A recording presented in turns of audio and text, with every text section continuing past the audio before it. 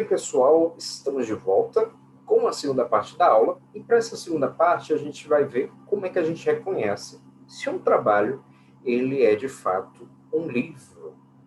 Bem, o primeiro elemento que nos chama mais atenção é o fato de um trabalho ele ter uma capa, a exemplo dessa aqui que eu estou apresentando para vocês. Então tem aqui radicais livres, bons, maus e naturais. E, além de ter a capa, vai ter o título, que é esse daqui, vai ter o nome do autor ou autores, que aqui no caso é O'Hara Augusto, e vai ter o nome da editora. O nome da editora é esse daqui de baixo, Oficina de Textos. Então, só por aí a gente sabe que é um livro. Para ter a certeza mesmo, né, vai que é uma pessoa que fez errado, fez um trabalho acadêmico, um relatório, colocou uma capinha assim, bonitinha, mas não é um livro. Para ter certeza, vocês vão verificar se esse trabalho, nas suas páginas posteriores, ele apresenta o que a gente chama de sumário, né? O sumário é aquele capítulo de um livro que vai se caracterizar pelo quê?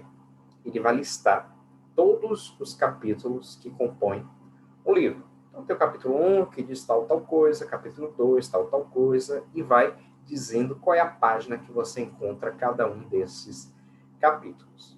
Então, o livro é bem fácil da gente identificar. Não tem muito mistério, né? Pela capa, você já sabe que é um livro. Mas muitas vezes a gente está realizando uma pesquisa na internet e o trabalho não tem a capa. Ele já começa do sumário ou já começa a partir do primeiro capítulo. Então, se não tiver o sumário e nem a capa, o que é que você faz? Verifica esse primeiro capítulo e vê se tem outros.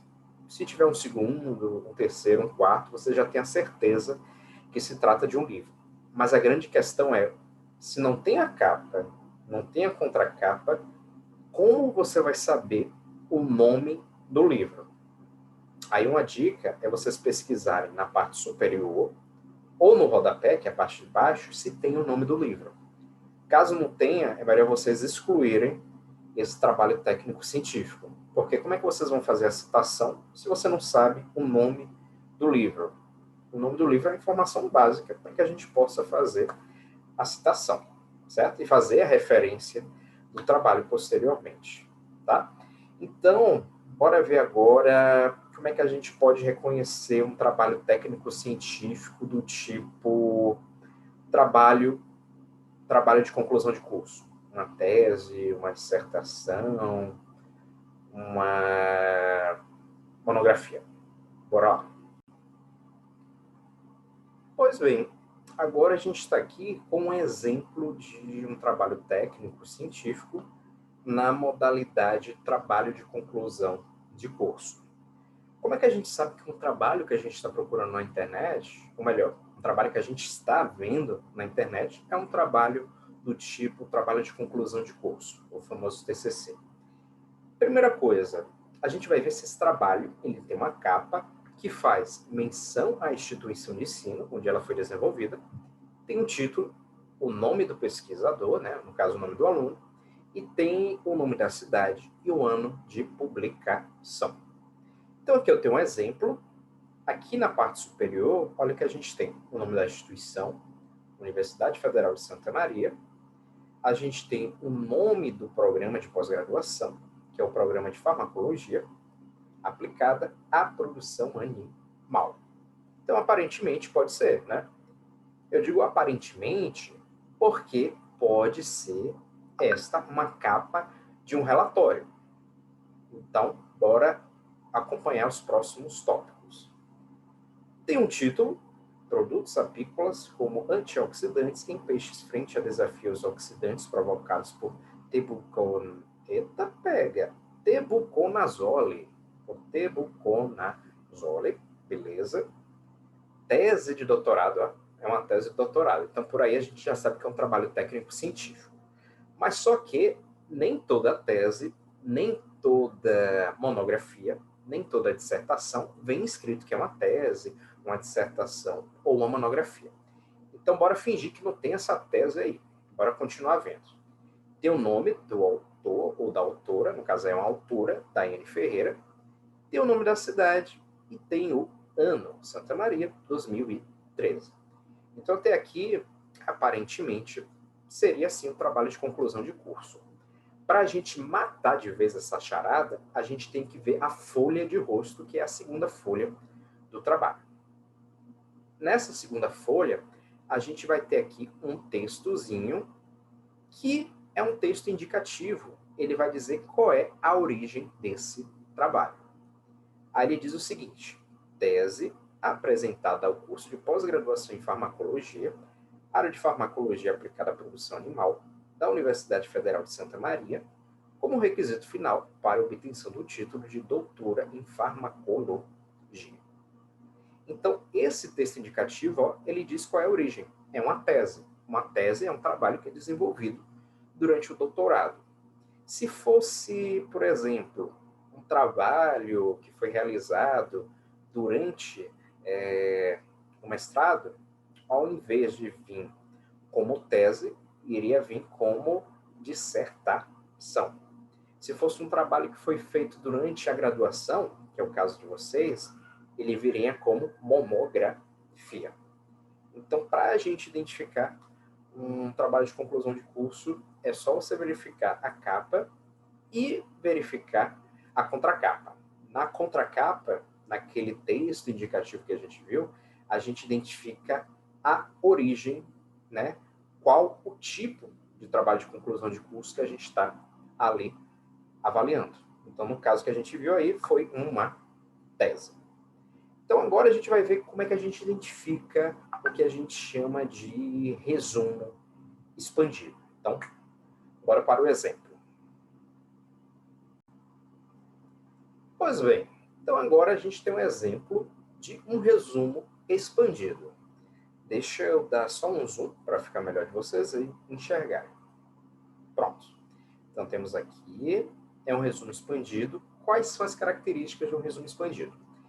Primeira coisa, a gente tem que ver se na parte superior existe um título, que no caso aqui está representado, né? Potencial pró-oxidante de porfirinas baseadas em ferro e zinco sobre sistemas modelo de membrana. Após o título, tem o nome dos autores e em seguida a filiação, da onde é que é esses autores. Aqui tem área de conhecimento e palavras-chave, mas nem sempre num resumo expandido vai ter área de conhecimento e palavras-chave. Pode acontecer de ter um resumo, aqui não tem resumo. E vocês vão ver que o padrão de tópicos que ele tem é semelhante ao que a gente viu no artigo científico. Vai ter uma introdução, depois da introdução vai ter o tópico da metodologia, que vai dizer, né, explicar como os autores realizaram aquele resumo expandido. Tem um tópico dos resultados da discussão. Posteriormente, a gente tem um tópico das considerações finais, que aqui é chamado de conclusão. E, por fim, a gente tem as referências. Então, é bem prático, bem simples de se identificar. E o mais bacana de tudo, o resumo expandido, ele vai ter entre 2 páginas a, no máximo, umas 6 páginas, certo? E outra coisa interessante, eu acho que aqui não tem, deixa eu só diminuir um pouquinho para procurar. Não tem. Mas, normalmente, quando a gente tem um resumo expandido, aqui na parte superior, ou aqui embaixo, no rodapé, tem o nome do evento ao qual esse trabalho técnico-científico ele foi apresentado. Então, se vocês verem um arquivo e nesse arquivo tiver aqui na parte superior o nome de um evento, vocês já sabem que se trata provavelmente de um resumo expandido. Para ter certeza que é um resumo expandido, vocês têm que ver se ele tem no máximo umas 6 páginas, entre 2 a 6 páginas. Estando nesse padrão, vocês já sabem que é de fato um resumo expandido. Agora, bora ver como é um resumo simples. O resumo simples ele já tem outro padrão.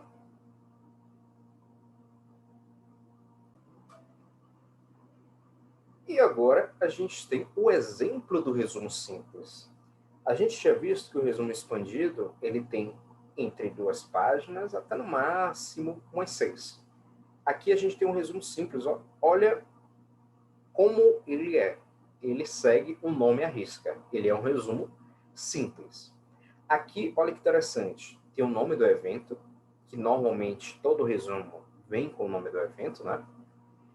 Mas qual é a principal característica do resumo simples? Ele vai ter um título, aqui representado por Estudos de Adaptação de Metodologia para Avaliação do Teor de Antocianina em Frutos de Açaí. Além do título, tem o nome dos autores e tem o resumo em si, que ele vai se caracterizar, ó, por ser um resumo feito em um parágrafo único. Vocês vão reparar que ele não tem quebra de parágrafos. Se vocês não souberem que é quebra de parágrafo, não tem problema. Que quando a gente começar a ver na aula que vem a introdução, eu vou comentar sobre o que é quebra de parágrafo. Mas é um parágrafo único, certo? Então essa é a principal característica de um resumo simples, certo? Tem a filiação dos autores e só. Termina por aí. É uma página única, beleza? Então é bem simples para você diferenciar o que é um resumo simples do que é um resumo expandido, beleza? Então é isso, pessoal. Por hoje é só. Semana que vem a gente vai começar a ver cada um dos tópicos de um trabalho técnico-científico, começando pelo capítulo da introdução. Então, finalizo por aqui. Obrigado pela presença e a gente se encontra na próxima segunda, comentando o que é a introdução. Tchau!